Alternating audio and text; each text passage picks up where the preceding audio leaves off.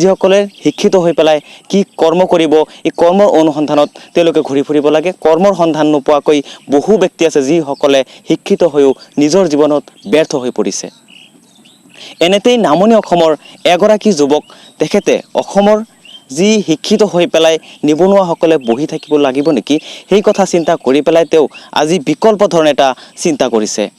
আজি আমি ছ'চিয়েল টকশ্ব'ৰ তৰফৰ পৰা সেই বিকল্প যি পদক্ষেপ, আমি এগৰাকী শিক্ষিত ছাত্ৰ পঢ়ি থকা অৱস্থাত তেখেতে কি বিকল্প ধৰণে এটা চিন্তা কৰিছে, আপোনালোকক আমি দেখুৱাবলৈ যত্ন কৰিছোঁ। বগৰী খেতি বৃদ্ধি কৰিছে নেকি? যদি সঁচা অৰ্থত ক'বলৈ যাওঁ, মানে অসমৰ যদি আমি ক'বলৈ যাওঁ, অসমত কিছু সংখ্যক হৈছে যদিও বাহিৰৰ ৰাজ্যৰ কিছু বগৰী আমাৰ অসমলৈ আমদানি হৈ আছে। মানে সেই হিচাপে মানে মই ভাবোঁ অসমত মানে বৃদ্ধি পাইছে। হয়, আপুনি যোৱা 3 বছৰ এটা খেতি কৰিছে, কিন্তু এইবাৰ কিন্তু অলপ বেলেগ ধৰণৰ ৰোপণ কৰিছে বুলি কৈছে, কিন্তু কিয়?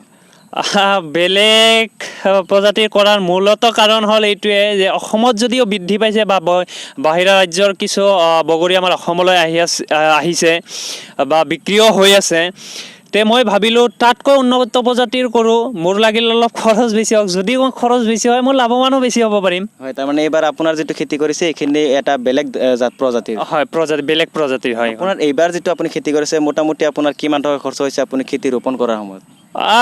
বৰ্তমানলৈকে মোটামুটি ধৰক আপোনাৰ 70,000 পৰা এনে 70,000-75,000 মান বৰ্তমানলৈকে হৈছে।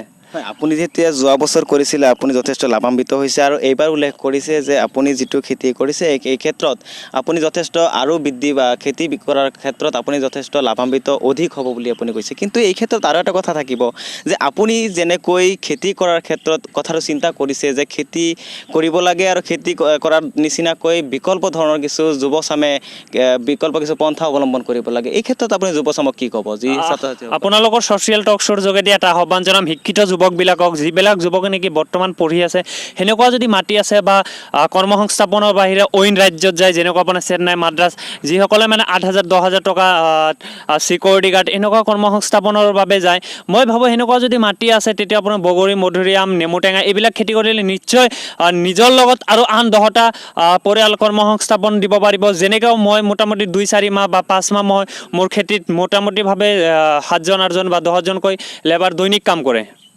হয়, গুৰুত্বপূৰ্ণ কথা আপুনি উল্লেখ কৰিছে যে আচলতে অসমৰ যি যুৱক যুৱতীসকল শিক্ষিত যিসকল আছে, সেই নিবনুৱা হৈ থকাতকৈ এনেকুৱা বিকল্প ধৰণৰ কিছু পদক্ষেপ গ্ৰহণ কৰা দৰকাৰ। কাৰণ অসমত যে নিবনুৱাসকলৰ কথাই কৈছে, নিবনুৱাসকলে আচলতে কেতিয়াবা এনেকুৱা পৰ্যায় আহি যায় যিসকল নিবনুৱাসকলে এটা দেশৰ কাৰণে, এটা ৰাজ্যৰ কাৰণে সেইসকল হৈ পৰে এটা আৱৰ্জনা।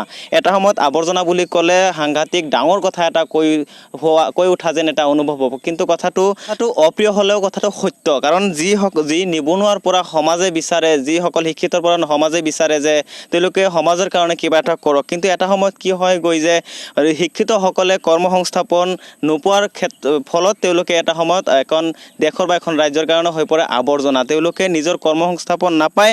এটা লেভেলত যিসকলে খেতিয়ক আছে, কৃষক লেভেলত সেইসকলে যেনেকৈ খেতি কৰে তেওঁলোকে খেতি কৰিবলৈকেও টান পায়। গতিকে জিতুল হুছেইনে যেনেকৈ আহ্বান কৰিছে, মই ভাবোঁ যে অসমৰ যুৱচামে বা শিক্ষিতসকলে বা নিবনুৱা হৈ থকাতকৈ সেইসকলে বিকল্প ধৰণৰ কিছু পদক্ষেপ গ্ৰহণ কৰা দৰকাৰ।